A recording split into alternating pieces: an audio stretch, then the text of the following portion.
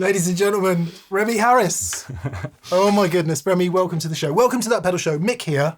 Remi here. There you go. First and foremost, please subscribe, do that.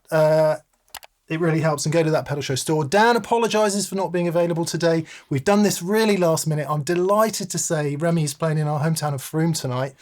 And I just sent him an email and said, would you please come on That Pedal Show? Yeah. Thanks, man. It's great to be here. It's a real pleasure. Thanks for having me. It's I'm smiling from ear to ear because the part of the music we're going to talk about today is jazz in the Gypsy style, Gypsy jazz. Yeah. We're also going to talk about a little bit about electric blues because Remi is a proponent of both.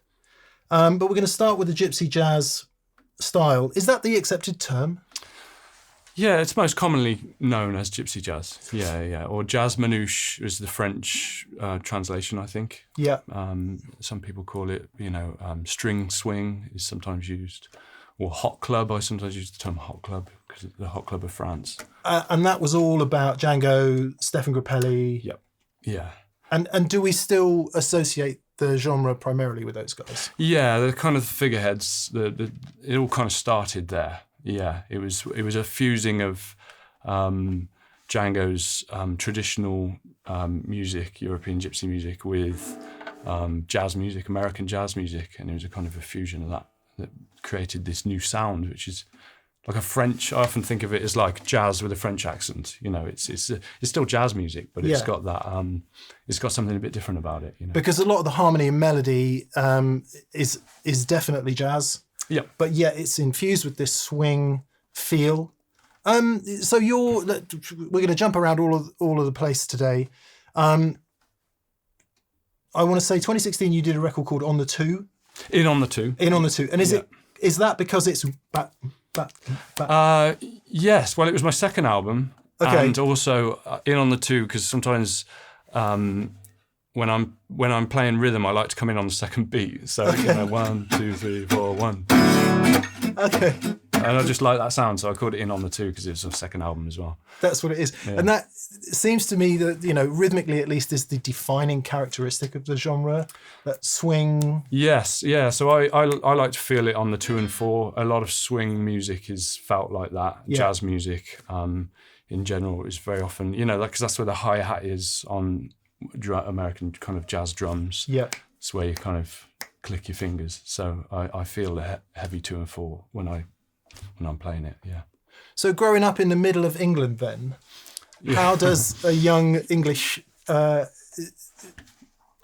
kid get into Gypsy jazz? Is your name a clue? Well, my mum was French actually. There you go. But that's not really the connection. That was more of a coincidence. But yeah, I mean, I wasn't. When I got into Gypsy jazz, I was in my late teens. So I spent my childhood playing blues and rock. Listening to my dad's record collection and Beatles, Led Zeppelin, Peter Green, all that kind of stuff. The first band I ever saw was Leonard Skinner. No way! When I was 9 years old, they played in Wolverhampton. The Civic Hall or somewhere. It was the Civic Hall. Yeah. I was a little kid. I was just, that was the kind of music I grew up listening to. But my granddad was a big fan of jazz. And so at family holidays and things, he'd put his jazz records on and everybody would groan, jazz, oh, granddad's jazz, And then, but it obviously made an impression. And he was a big Django fan and he loved, Charlie Parker and people like that as well. And so as I got towards the end of my teens, I found the music I would like the most was the blues rock type stuff from a playing point of view because there was lots of improvisation. Yeah. Like I love the live versions of things, the Allman Brothers live album where there's like 20 minutes versions of things. And so I was really into the jamming side of things. And so I naturally kind of gravitated towards jazz. I was starting to get more interested in jazz because it's mostly about improvising. Yeah, more improv, yeah. Yeah, and then eventually I kind of got to the age of about 20 and I was like, I just want to play jazz guitar now. And and I put the electrics away for a bit and just tried to relearn basically. And when you say jazz, are you talking specifically about the sort of swing jazz, or did you have like a Wes Montgomery phase and a Barney Kessel phase and a... So when I started getting interested in jazz, like there was Django, there was the Gypsy jazz style with this type of guitar, you know, that style of guitar playing.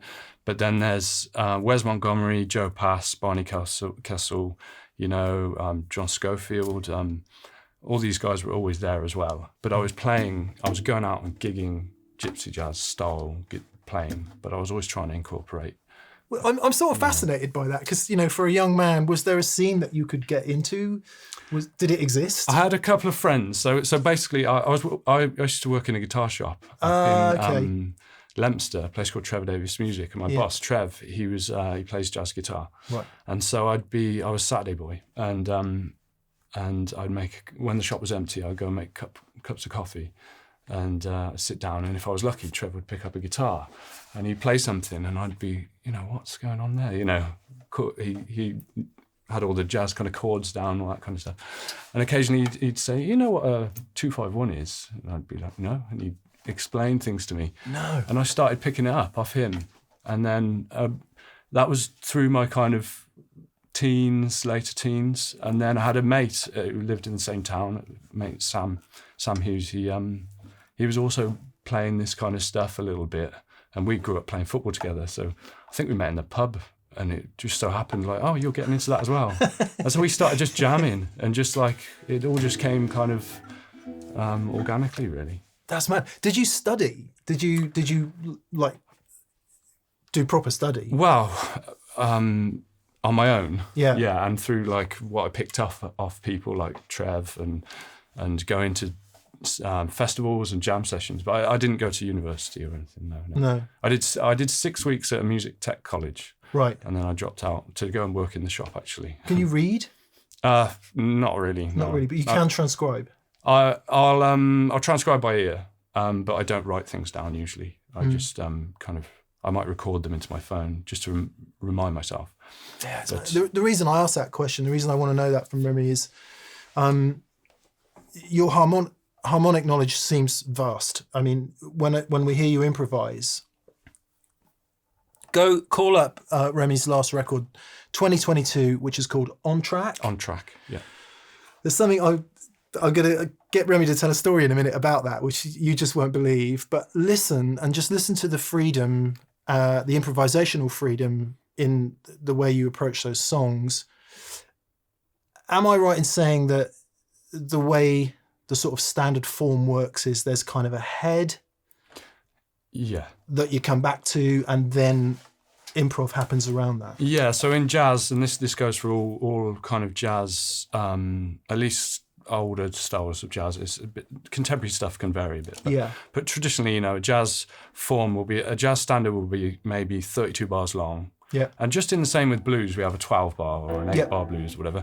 And it'll have a melody and it'll have a chord sequence. And you usually start it by playing through the melody, and then everybody takes solos around the chord sequence. You take as many as you want or as little as you want. Then you might do trades, fours, and you come back to the head, and then you bring it to an end. And that's you kind of that's how if you're on a gig, because the great thing about this kind of music is you turn up at a gig with people you've never met before, and you can play a concert, you know, without even no rehearsing. It's just like, do you know this one? Yeah, and you can just go. And off you go. So, and I love that about it, and it's real kind of the culture of it is real, just jamming, you know. What's the typical instrumentation in an ensemble like that? What would you have? So typically the rhythm guitar is done by is a guitar rather than, so in American jazz it's usually drums. Yeah. Drums and bass would be the rhythm section. In this style of music it's rhythm guitar and double bass, and then you'd have a lead guitar, and then perhaps a violin, perhaps a singer, perhaps a clarinet. I mean, it can be anything really. Yeah. Accordion is common, but there's no real kind of rules with it. Yeah, anything goes. I guess accordion because of the French roots, yes, maybe? Yeah, the musette stuff. Yeah, just whatever they had. Exactly, yeah. To hand. Yeah. Okay, we're going to talk about the guitar in a minute. Remi, I want to ask you,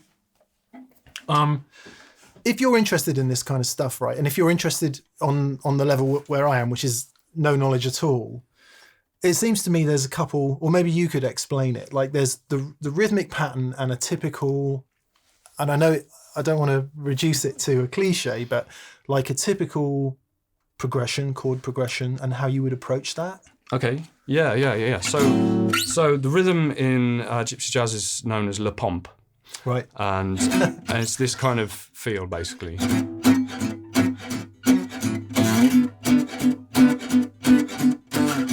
Now, I always think of it as, I often draw comparisons with drummers, because I obviously grew up with music with drums as the rhythm.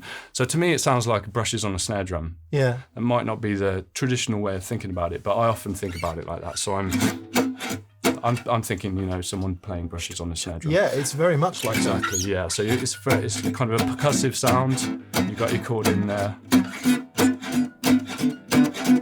And there's some variation you can apply to it. You can have more chord, or you can make it slightly drier. You know, depending on, I'll play drier if there's a double bass, because he'll have the low notes. So you can adjust it, basically. It's the absolute opposite, isn't it, of a massive pedal board? You've got your right hand, your left hand, and an instrument. Yeah. And then it's, how can I vary this dynamically? Exactly. Yeah. It's mad. It's like it's almost like it's a forward shuffle. Like there's no back in it. Yeah.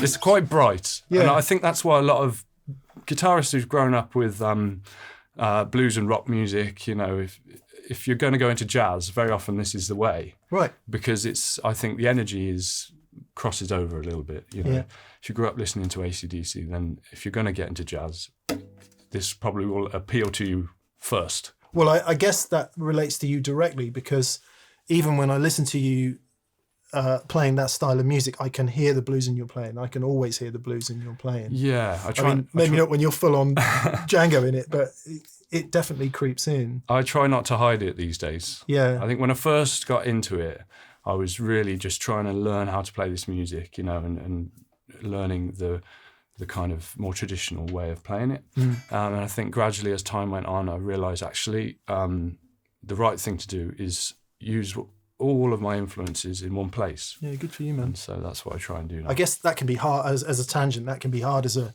younger person, isn't it? Because probably from sort of staunch followers of any genre, and blues is terrible for this.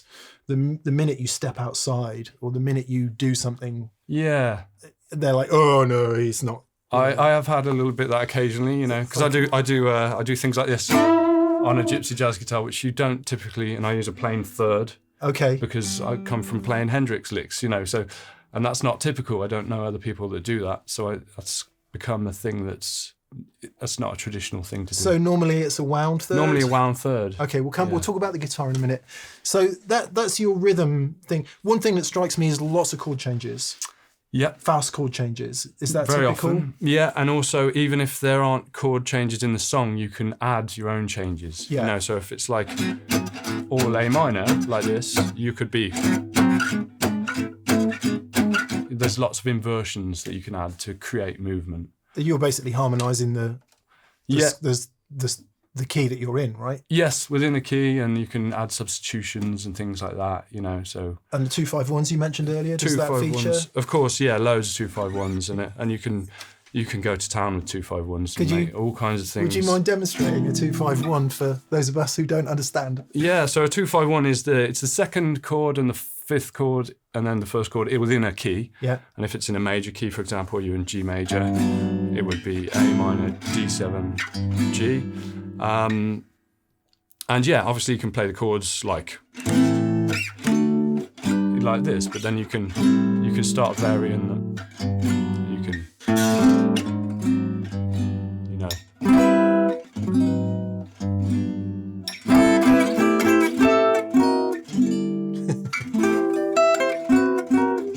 You know, there's lots.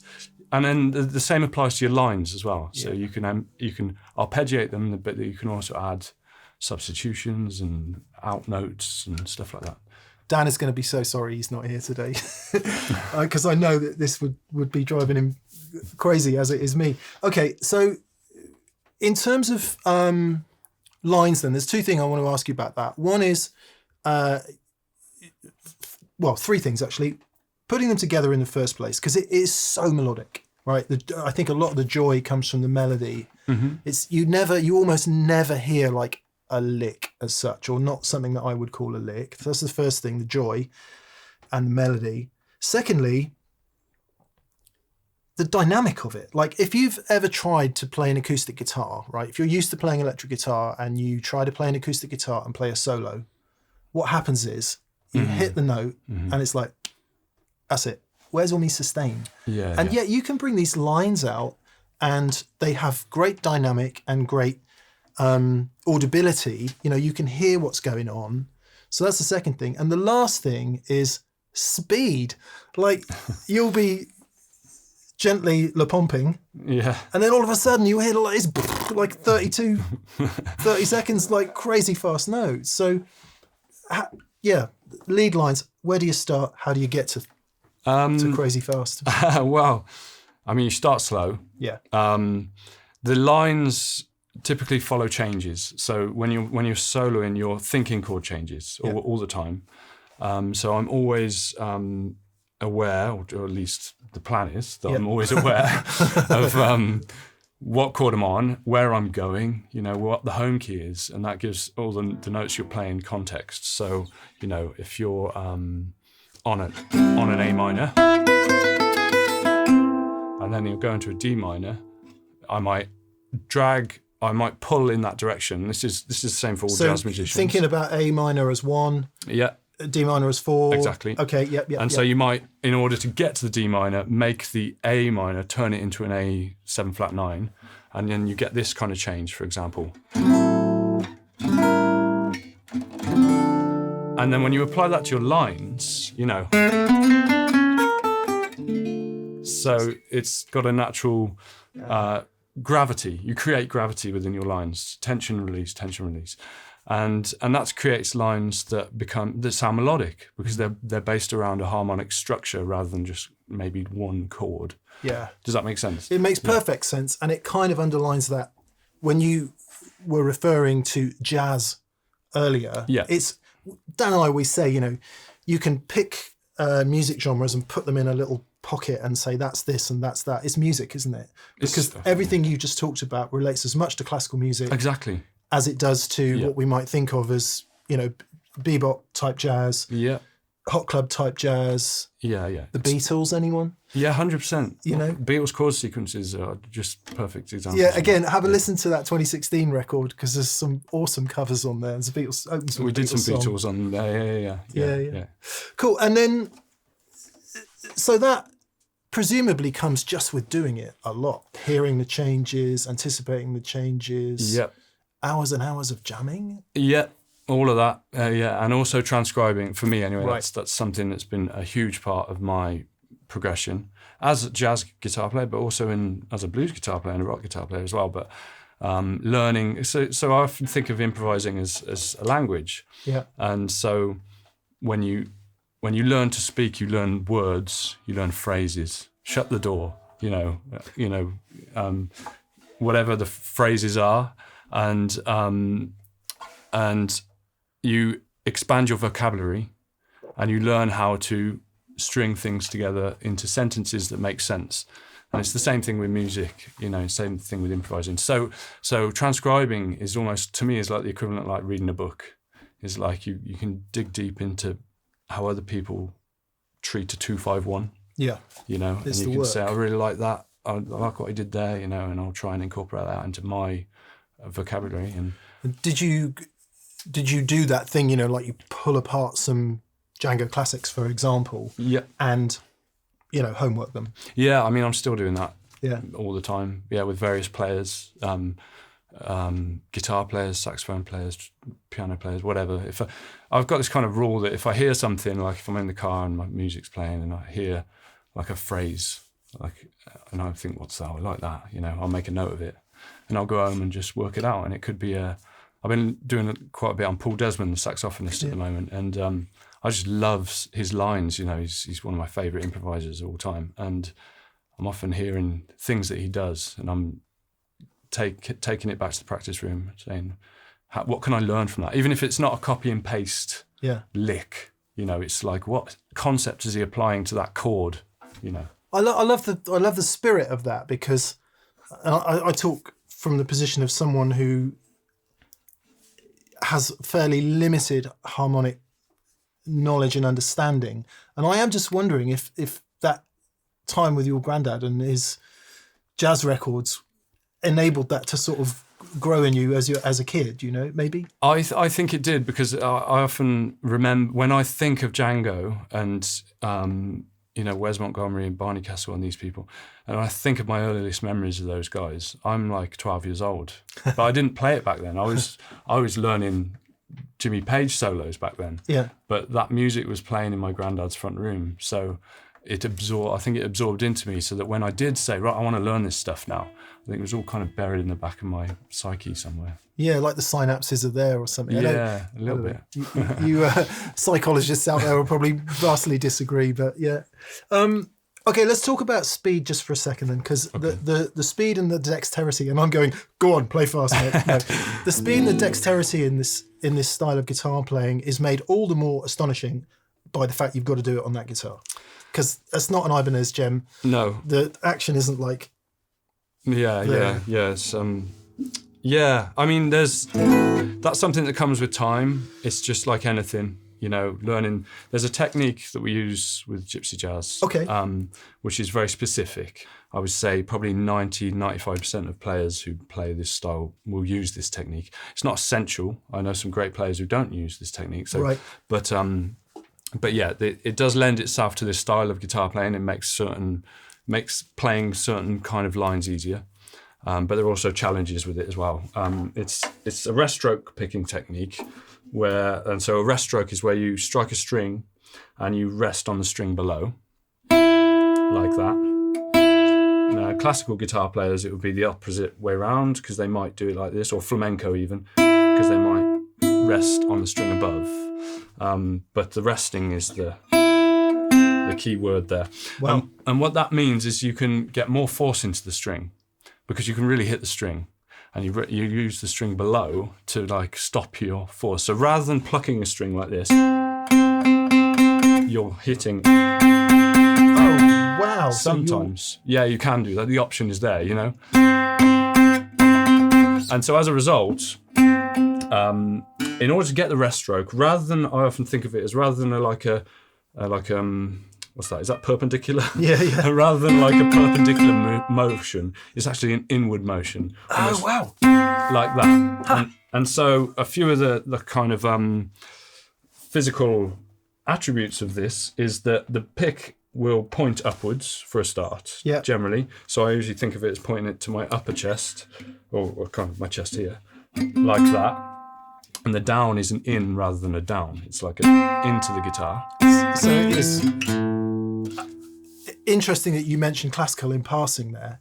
It is a totally different way of playing the guitar. Yes. Like if you bring your Jimmy Page licks to this, they can be challenging, because it's like they're not meant to be picked in that way. Yeah, so you have to change things if you want to do them in that way. That does answer my question about the dynamic of it then, because how you get that project. I mean, I know these guitars we will talk about this in a minute. These guitars were designed to be loud, right? They were designed to project. Yeah. But the difference in you going in on the string rather than across it was phenomenal. Yeah. And that gives you all the dynamic range, and that's what I love about this style of playing and this particular type of guitar. It's why I play them, is because I love being able to use that force to create accents within your lines. Yeah. So you know.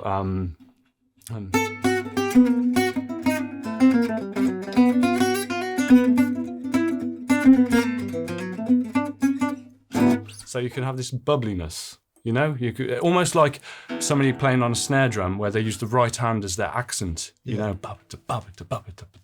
You know, you can do the same with your picking hand. So that's one of the advantages of it. And that's all part of the improvisational quality of when you go, right? So it might be that you play one section where you're accenting that note, and then the next section you're doing another, and that's what gives you the rise and fall. Exactly, yeah.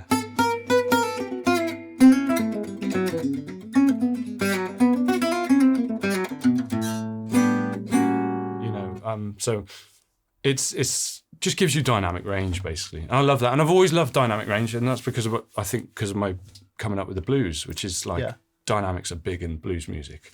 and Peter Green, one of my heroes, was a master of that. So we're going to talk about that in the second part of this video when we're going to plug that in. It's an interesting, the concept of dynamics on something that doesn't have 100 watts on the end of it. Yeah. I mean, everything that happens on that guitar has to come from here, from the guitar, down that microphone. Yeah.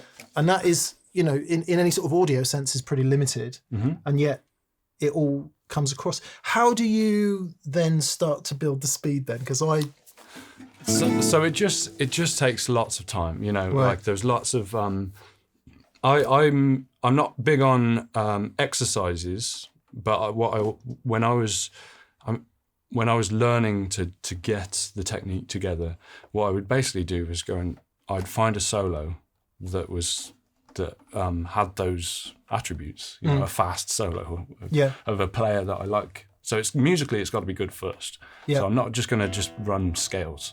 Yeah. I'd never do that. Well, hardly ever. I mean, sometimes it can be useful as a warm up. Yeah. But I call it technique through repertoire. So I'd go and learn a solo that just seems really hard, and I'd just start really slow and just build it up. I used to use this. I've still got this app actually that will slow down the MP3 files or whatever, and you just start at 40%, and you go up to 50%, and then you might never get to 100%, but you gradually improve your technique. And is it always, so there's no fingerstyle in this? Not traditionally. I do a little bit, but that's not specifically part of this. So we're picking notes. Are there hammers and pulls? Hammers and pulls, yeah. This kind of stuff. And you've got the rest stroke is obviously essential to give that kind of tone. The trickiest part about that, I should mention this actually, because when we were talking about the rest stroke, the trickiest part about this is, so when you rest stroke strings, if you're going that way, you're going to sweep through the strings in like an economy style. So you'll go down like that. Now the problem is when you come in this way, because your hand is like this. Yeah, right. And you can't, you could, but you'd have to be constantly doing this. So you end up doing double downstrokes. So when you descend, you play. If you've got one note on a string, you'll play that with a downstroke. So for example, this is down, up, down, down. And you have to develop this little twitch with your right hand. So rather than alternate, or maybe some kind of upward sweep, so when you go this way, you push through. When you come this way, you double down. And so that has challenges in itself, And I guess not unlike classical music, not unlike classical guitar, should I say, not unlike bluegrass, that is what gives it the sound. Those specific techniques that are specific to that way of playing, A, that's the only way you can do it to get the notes out, and B, it's what gives it the sound. So you have to learn the mechanics. Yeah, the mechanics, it helps. Like I say, not everyone will, and there are great players who won't, but majority of people who pick up a guitar like this and say, I want to learn to play like that, they'll learn that technique. That's how to start. Yeah. Can you give us, maybe play a little bit? I'm really interested to hear that kind of, there'll be a melody happening, and it's a lovely melody, and then all of a sudden it'll be like machine gun.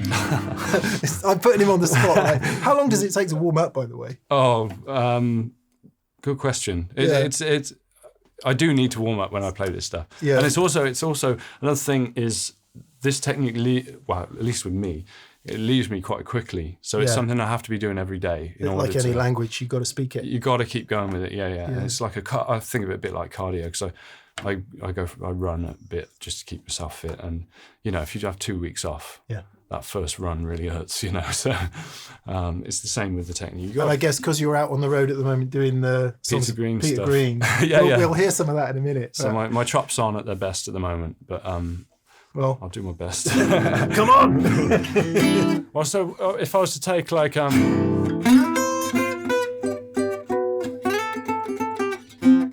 this is a tune called Pennies from Heaven. So you might have the rhythm like this.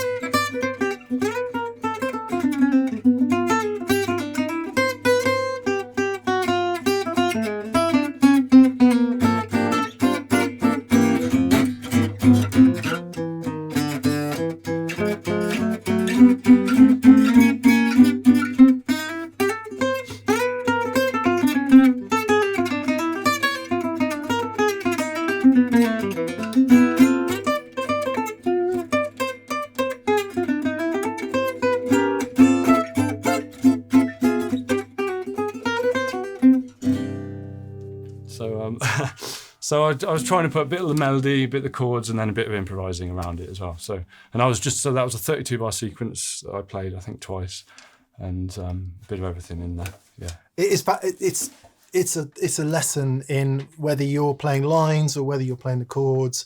Everything you spoke about moving to where you're going, anticipating, creating the tension and release. Yeah, and it's just a beautiful thing to hear it solo guitar as well, because it's rhythmic, it's melodic. Yeah, it's harmony. Yeah, and one of my heroes is Joe Pass, and his Virtuoso album, the first Virtuoso album, was like, it just blows my mind every time I listen to it. And a thing I love about that is it's literally, I think there's only one track on that album where he's actually plugged in. It's just like a mic in front of a 175, and he's just hit the tape, and this is what you can do on a guitar, you know. And I just find it so amazing that you can just sit there and just play guitar. Like I love all the fuzz pedals and wah pedals, but there's just something about somebody just sitting down with a guitar in their lap and playing music. And I'm not a solo guitar player as such, because I can't play fingerstyle stuff. So I can't do the kind of, Chet Atkins type, or even like folk style fingerstyle playing. But if I can sit and play you a song, a jazz standard, play some chords, play some melody, improvise some lines, and it will be kind of cohesive. That's kind of one of my goals as a player, you know, and that's through listening to Joe Pass, really, because I think it was him who said, you know, you've got to be able to. He said, I can't remember the exact quote. I think I'm paraphrasing, but it was like, all guitar players should just be able to sit and do a set on their own, right? You know, as just a thing, even if it's not your main thing. As a discipline, you know.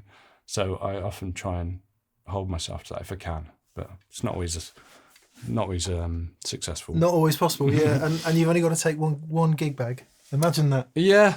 Well, that's amazing. Yeah. Let's before we move on, let's talk about his guitar for a second. Then, so the mechanics of a Gypsy Jazz style guitar is very different from a normal flat top or a classical guitar, right? Yes. Yeah. Or an arch top even. Yeah. So these guitars were designed in the 30s.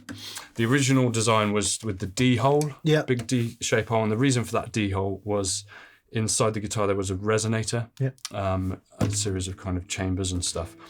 That was designed by Mario Maccaferri, and I think when this guitar came out, this is Mark II. Yeah. I think he actually had left the company by that point.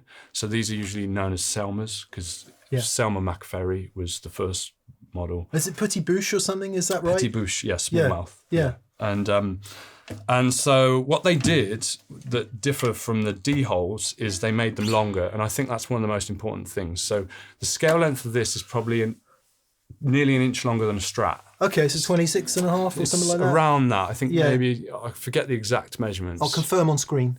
Yeah, but they usually measure them in millimetres, so that's why it's a bit difficult sometimes. Right. But yeah, basically you've got more length to the string. That gives them more tension. Yeah. Gives it snappier sound, you know. They're also ladder braced as opposed to X braced, like you'd get on a flat top. Yeah. So the physics of the instrument is less of a kind of pulling, it's more of a pushing down. Yeah. And so typically they're also laminate back and sides. Right. So this is the resonating top, but there's less resonating from the back and sides, so it projects more. Yeah. And different type of string as well. Yeah. The Gypsy Jazz strings are steel strings, steel core, but with silver-plated copper windings, which give this crunchy sound, you know? In the mid-range voice of the guitar, there's times of it where it almost sounds like an electric guitar. It's got this really super focused mid-range. Yes. And yet it also, there are some crossovers with a nylon string in the sort of softness of the attack sometimes. Yeah. Or at least the timbre of the attack. Like, it doesn't sound like a Martin D28. No, and strumming chords on it, that's not what it does, you know. That's why it wasn't used in pop music, you know, because it's just the Gypsy Jazz guitars tend to kind of bark. Yeah. You know, so, but that lends itself to the single line. Well, it's something that's dawned on me while sitting here watching you play is obviously as guitar players, we're obsessed with sustain, we're obsessed with notes, but of course that doesn't happen because you're not really sustaining anything for very Not as long. much, no. Yeah. You have the attack is high, is quick, transient, and so it's completely different to like using an electric guitar on a neck pickup or something. I often think of Gypsy Jazz guitars as being like the Telecaster bridge pickup of acoustic guitars. Killer. So they've got that bite. Is the fingerboard flat or is it curved? Curved a bit. Slightly curved, yeah. And I was quite interested to see Fylde on the headstock of that guitar. Those of you who, in acoustic world, you will know about Fylde guitars, just the most exquisite English handmade guitars from the north of England. I had no idea Roger and the team would do this. Yeah, well, I don't think they did until I came along. So Rog built me this guitar, and I loved it, and then he came to me and said, "Do you want to do a signature model?" And so my other one has got my name inside it, but this was like the prototype essentially. Amazing. So they are available now. That's amazing. Did Roger stick with the original design? Is that laminate back and sides? Laminate back and sides, solid top. The 0 fret, obviously. 0 fret is typical. Yeah. Fylde is a fan of 0 frets in general, but yes, yeah. Most Gypsy guitars will have a 0 fret. Yeah. The only difference is I wanted a truss rod, which the originals didn't have. Yeah. And I also wanted a slightly slimmer neck, which the originals had very chunky necks, which actually now I wouldn't mind so much, but at the time the guitar I was playing, I was more comfortable with a more modern. What did you go through, like the Gitans and stuff like that? The Gitan, exactly, yeah. I did my first album with the Gitan, and I was used to that neck a bit more. So when I was chatting with Roger, I said, could you make a neck a little bit more like that? For a long while there is probably still a brand called Gitan, and that was the most cost-effective route into a half-decent Gypsy Jazz guitar. Yeah, and for the money, they're good. Did you ever play the D-holes? Yeah. I've never owned one. I've played on them a little bit. Yeah. They're actually kind of on my wish list somewhere. It's a long list, but as we all have, But I do like them because they have a different sound, but they don't have that sound. Yeah. They don't have that clangy, that kind of sound. That's what I meant about the speed. Honestly, listen to that record; it's nuts.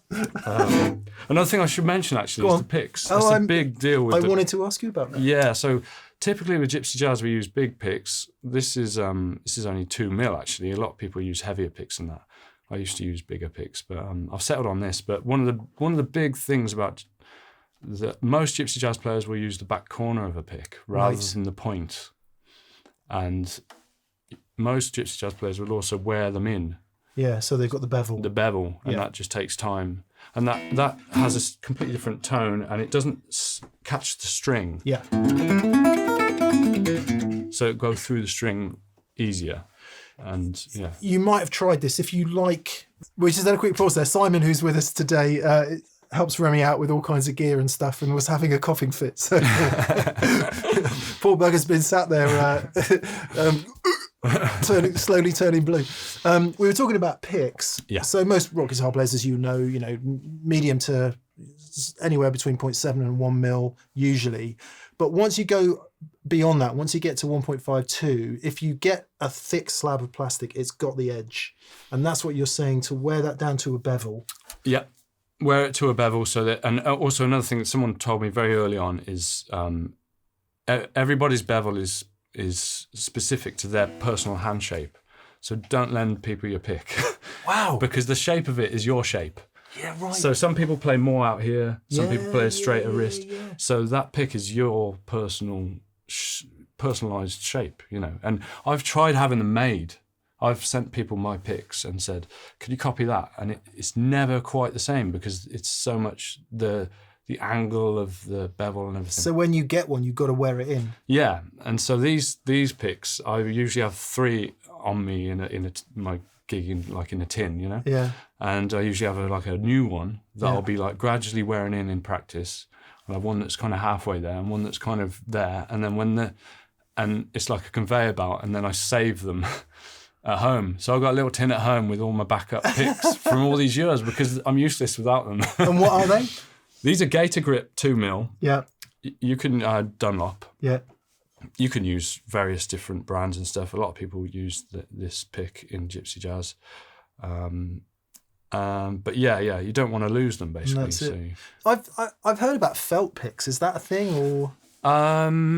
Not really come across it in this style of guitar. I can't imagine it would last. You'd wear through it in like one tune. Yeah. I've seen wooden picks used, bone and horn and stuff like that. And obviously back in the day, people would have used tortoiseshell, which is we don't do that anymore, of course. But no, I've been using these ones for years. I get on with them well. And one of the things I do is, so I think of this as almost like changing pickups on a guitar, is I'll do that to the point and then I'll do that to the... If you could just do that around that part of the guitar. I've got a camera fairly close on there, so we'll be able to see. Okay, so yeah. So if I want a warmer sound, I'm here. And then...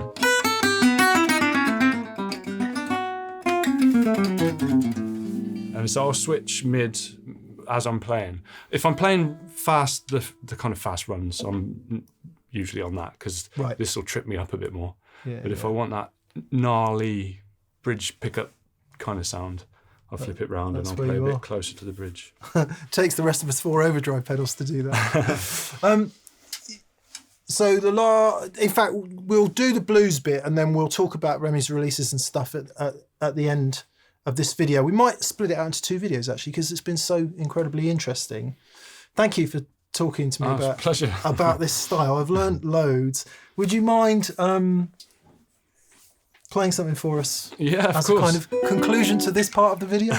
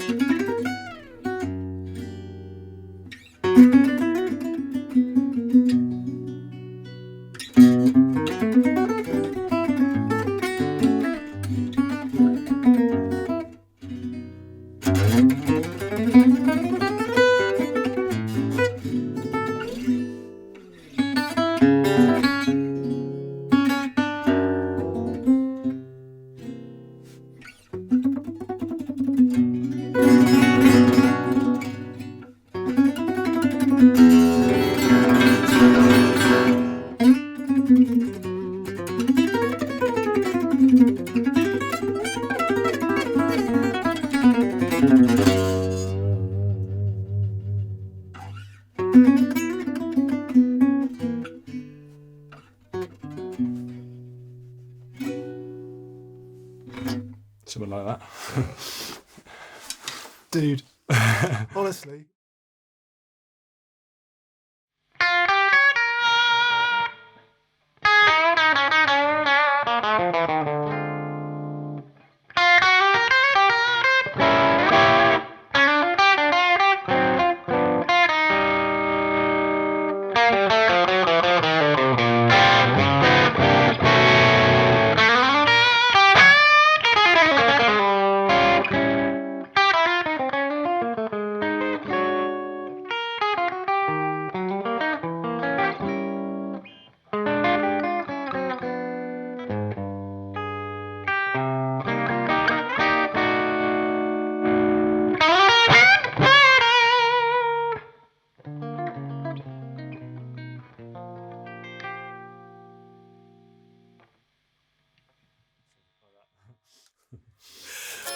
And we're back to part 2. So, you've heard the swing jazz thing. We discussed that. The actual reason Remi is in Froome tonight is because you're doing the Peter Green show. Yep. It's called Man of the World, the music of Peter Green. Yeah. So we're just going to talk a little bit about that without trying to step on too many copyright toes here. I guess my first question is, how do you get your head out of swing jazz on an acoustic guitar with that very, very different technique that you explained to us and get into the head of electric blues? Yeah, it's a different place. It's a different headspace. Although I do try and cross over. Yeah. Depending on depending on the gig, obviously. Yeah. With the Peter Green show that we do, I try and keep it, in the spirit of Peter Green, so I'm not throwing too much in the way of jazz into it. But Right. if I do a blues gig, that's not a tribute to Peter Green, then I'll mix it up a bit more, bring in my Django influences more. And how it goes. What's the span of the set in The Man of the World? The Man of the World, so it's mostly like the great Fleetwood Mac stuff, Yeah. John Mayall, Blues Breakers stuff that he did. And then occasionally we'll do some stuff from the later repertoire as well. Yeah. We do a lot of things in our own way. Okay. It's not a kind of, we don't copy and paste the exact versions that they did. Where they would have improvised, we improvise. Yeah. So we take our own direction on some things, but trying to keep it within the spirit of, and we're all big fans of particularly the Fleetwood Mac, John Mayall stuff. Yeah. And so, we do all that. We do all that kind of, Oh Well and Man of the World, Rattlesnake Shake and Black Magic Woman, all those kind of things. And then a few like more niche things. Yeah. Awesome. I'm going to the gig tonight, so I'm really looking forward to it. Some things of note. Remi's pedalboard is fantastic. It's actually a piece of carpet. It's a doormat with the pedals you use on. And when you took it out of your box, it came out like this. It was just roll. I kind of pick it up and they just all fall in, and then I just put it back down and I just kind of put them back out. If Dan was here, he would have redone this by now, and it would be like 9 p.m. Remi would have missed the gig. And anyway, so we can get into that in a second. I was absolutely delighted when Remi and I exchanged text messages to try and organise today. He mentioned to me that thanks to his friend Simon, we have the Matamp Series 2000. What is the story of this amp? So this is size amp, and it's an anniversary model. It's I think one of 60 made, and it's made to the exact same specs as the Series 2000 that they released in the 60s, which apparently Peter Green used. There's a couple of famous pics of him with it, aren't there? And there was typically a reverb unit as well, which you also have but isn't here. We didn't bring it because I don't have a case for it. I didn't want it to get bashed up in the van. But there's a reverb unit as well. So that, awesome. And we've got that giant vertical 212 there. Yeah. And what about your guitar? Because I can see that the neck pickup is... Okay. Yeah. So this is actually a custom shop. This is also size guitar. This is 2019, so it's the 60th anniversary. Custom shop 59 Les Paul, and we also have a Greeny model, a Greeny standard model, and I used those two kind of flip flop. Was that the one that they did with Kirk Hammett? Yeah. Oh, no way. That's a super rare guitar. Not the custom shop one. It's the standard model, but it's the USA standard series. But so this didn't come Peter Greened. Yes. So we've had it modded. So there's a lot of confusion about this, right? The worst confusion that could ever be made is that just by turning the neck pickup around, that's what gives you the sound. Remi, could you expand? Yeah, so actually I've never done a proper AB, but I mean, that will make very little difference to the sound. The only difference is the pole pieces might slightly affect it because they're in a different place. But what you need them out of phase, the pickups out of phase, and there's two ways to get pickups out of phase. The one that Peter Green's guitar was with the magnet inside the pickup is taken out, is turned upside down, or that way around. Okay, I've never done it myself. Yeah, but you can do it. You can just literally turn it over like that. Yeah, and you put it back in, and then when you're in the middle position, these pickups are cancelling each other out of phase. The other way is to get it wired out of phase by flipping a few wires, which can also be done. But I think the magnet flip, in my experience, because I've got guitars with both mods, the magnet flip, the guitars I have the magnet flip done to are always better, in my opinion. Sounds right. Let's have a listen to that then. So perhaps we could hear the bridge pickup, the neck pickup, and then some examples of that out of phase middle position. Yeah, so...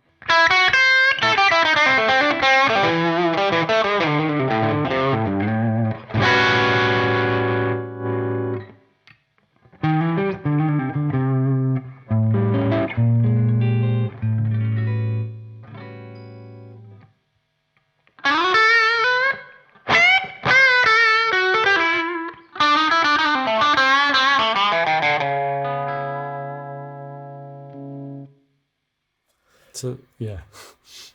What was super interesting there is, so when you went to the mid position, and that's what we were talking about with the magnet flip, because the two pickups are out of phase and therefore they phase cancel. When you lowered one of the volume knobs, it came back into phase a bit more. It affects the tone, yeah. And so that's like the key element of playing with this out of phase sound is getting used to balancing the two knobs constantly as you're playing. Yeah. Like you're always, and all your volume, your solo boosts, everything. It's all, if you want cleaner sound, you adjust the volume knobs. And I spend probably 95% of the time in the middle position. You do. And even if I want a strong bridge sound, like a strong riff sound, I just roll the neck down. Could you demonstrate a bit of that? Yeah, so the way, obviously you can have them both all the way up, and that gives you the strong, I call it throaty sounds. Yeah. So that's this kind of sound.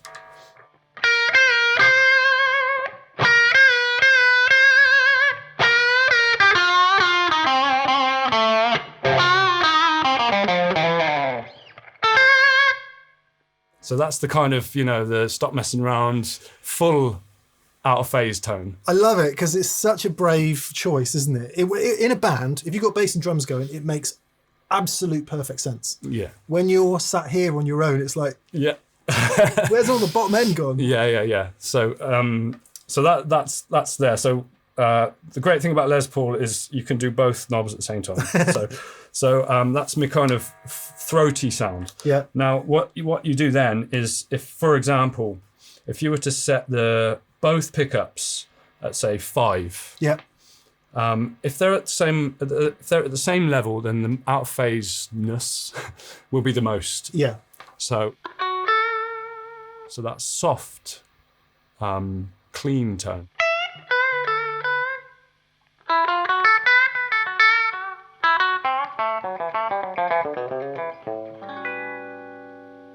Okay, and then what we do is, if you want a full, I call that the tiny tone. Yeah. Sorry, drop the pick.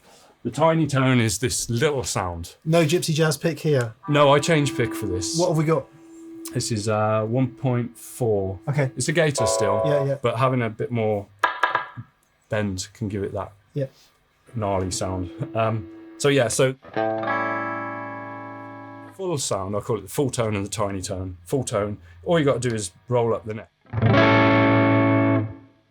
If you want a full bridge sound, you can bring up the bridge and roll the neck down.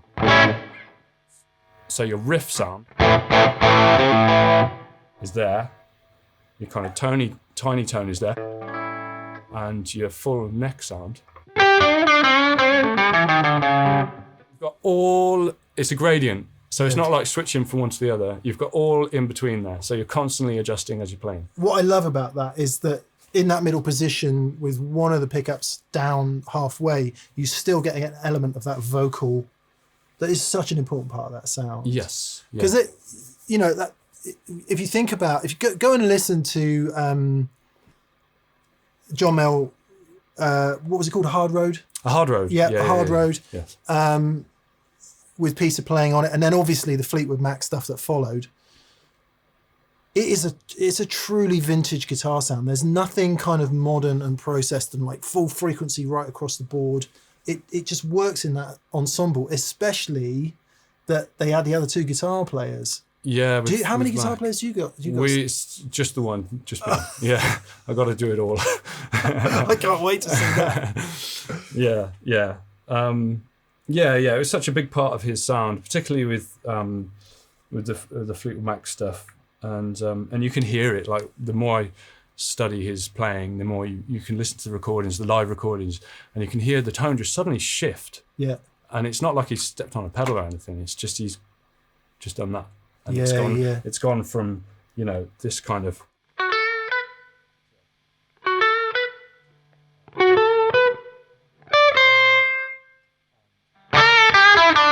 stronger bridge, stronger neck, like that. Clean, obviously, as well. The other thing with the out of phase thing is, because you lose bottom end, it tends to clean up easier. Yeah. Because it becomes thinner, it doesn't drive the gain in the pedal or amp or whatever. Exactly that. For those of you who are interested in learning more about this, please watch the last show. I'll put a link in the description. Please watch the last show we did with Simon Jarrett from Kingsley, where he talks about all of this in detail, like some of the more technical aspects to it in terms of good value of capacitors and guitars and all of that. But here it is in real life. And I guess when you're in harness, as it were, playing a gig, it's just, where does this fit? Yeah. So I'm constantly, I generally, 95% of the time, I'm using my volume knobs. I don't usually use, I set a tone and leave it. The only one I will use as a boost is, I've got the green Rhino there at the moment, which I tend to use more with a Strat actually. Yeah. Which is a kind of TS kind of sound. Yeah, puts the mid-range back into the Strat. Yeah. I think we understand that. Occasionally I'll use it on the Les Paul if we're jamming a section where I just need a bit more, almost like Gary Moore type sustain. But majority of the time I can do everything.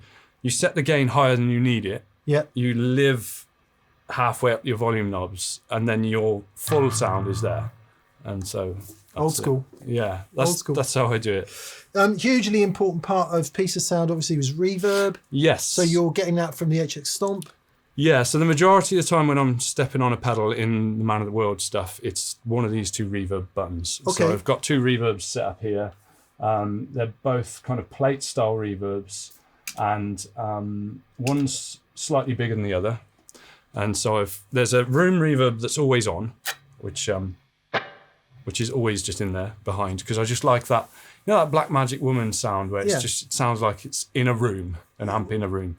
Because it was. Yeah, exactly. Yeah. And then you add this on top. Yeah. And so this is a smaller plate, this is a bigger plate, so I can have none on, I can have one on, I can have the other one on, or I can have both on. So it gives me 4 different spaces. Can we have a listen? Yeah. Just maybe cycle through them and see where we are? So my normal room sound, the smaller one, and then switch to this one slightly bigger. You stick them both on together. So that's kind of how I try and emulate because when Peter Green played live, he used a reverb unit, and he switched it on and off on the pedal. Whether it was the Matamp or whether it was Fender amps. Yeah. But in the studio, they used the plate reverbs. I would imagine it would have been plate reverbs. And so I'm trying to do the best I can to cover all of that, So like on Albatross, when the little slide bit comes in up high, both are on. So you play the slide as well? Yeah, I quickly grab a slide and go up to that. And so the reverb, majority of the time, the other thing I've got here is, that's a long delay, which occasionally I use when I do like swells. Yeah. Because I try and do the strings on Need Your Love So Bad. So I do a kind of... the longer delay is to hold those swells.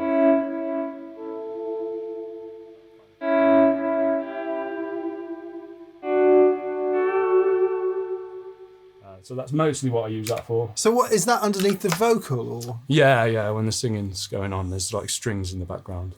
So could you actually just play a bit of that? Of the string bit? Yeah. It'd be nice to just hear it. So it'll be like that, and I usually have set around here, and so it'll be the A would be.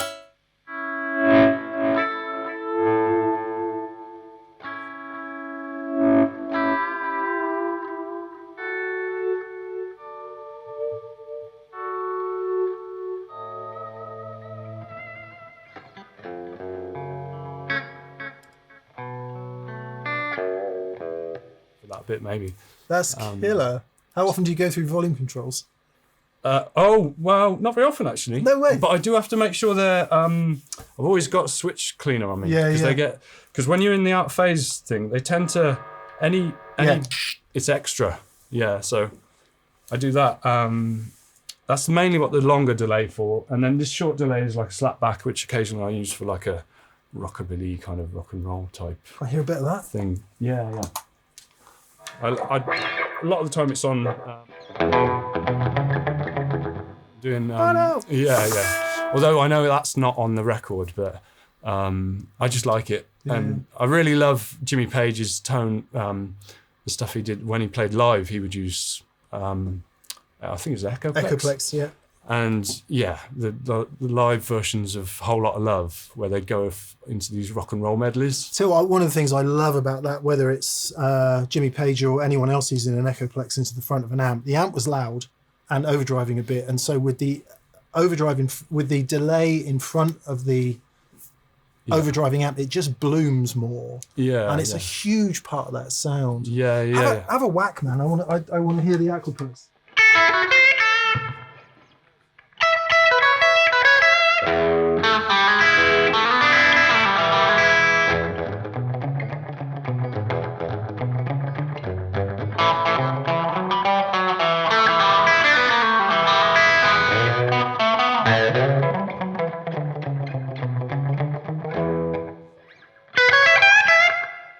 Sorry, I should talk when it's not. That's all right.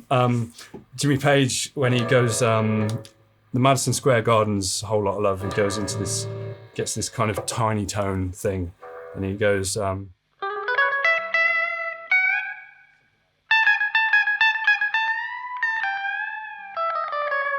just love that, and there's always a slapback on that. Yeah, I don't know whether it was added after or whether they had it on the gig. Yeah, but it's just that sound. I've always loved that sound since I was a kid. So that's what I use the slapback for. Yeah. What's the WEM that's always on? What's that? That is based on, from what I understand, it's based on the tape. It's the preamp in a WEM copycat. Oh, okay. So it's a clean boost. Yeah. I leave it on all night generally, and yeah. So my main tone is the blues breaker into the MXR, and then this running into them. Yeah. And all the MXR's doing is taking out a bit 500. 500 hertz. Yeah. Just because I like the blues breaker, but I like a slightly glassier sound sometimes, especially on a Strat. Yeah. Get that kind of just take a little bit of mid-range out, just to get it a bit more Steve Ray Vaughan-y, you know. Would you mind demonstrating? So, as Remi's explained, spends most of his life with the guitar volumes down a bit. I'm interested to know what happens if the guitar volumes are full out, like on a bridge pickup, for example, with this, like the start point. Yeah. And then where you come back from there. Okay, yeah. So if like bridge pickup is... Turn the reverb off. So generally I'm going for the max amount of gain I'll need. Might be something you could play like a rock riff on. Yeah. You know, like a rattlesnake shake or an oh well or something like that.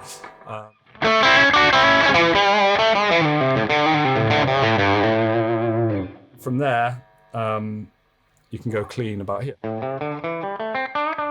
If you're out of phase, and the same works on the neck, obviously, you've got the creamy kind of sound, and then it all comes to life when you're in the middle position, where you can go from, you know, to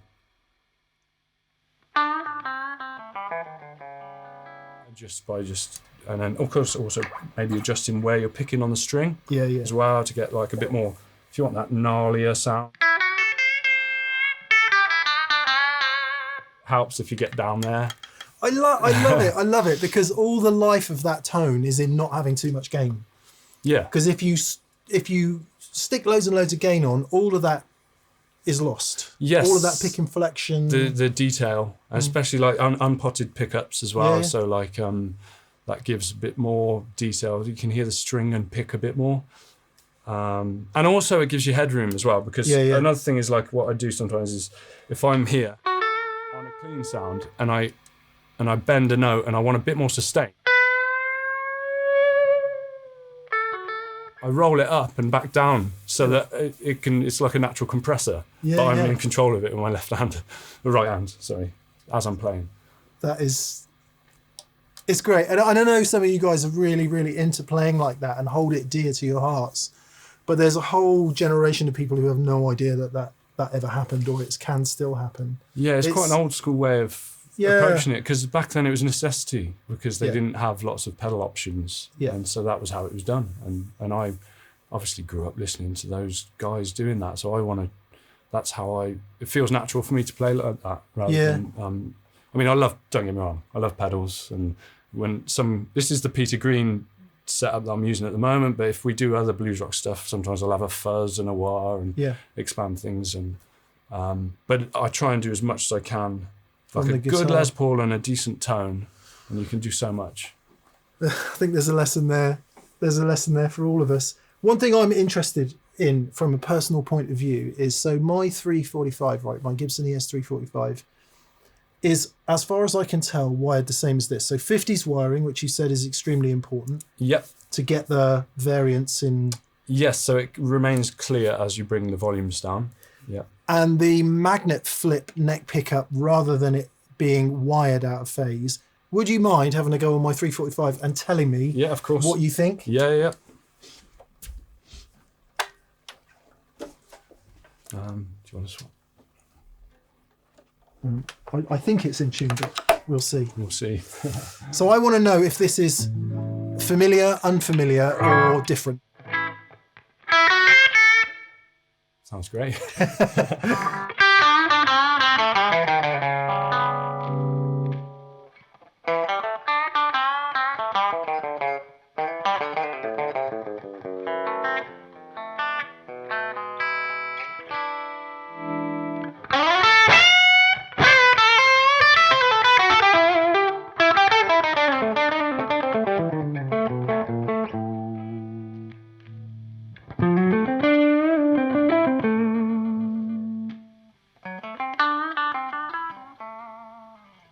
Yeah, it does the same thing. Is it Peter Green approved? The same kind of thing. Yeah, definitely.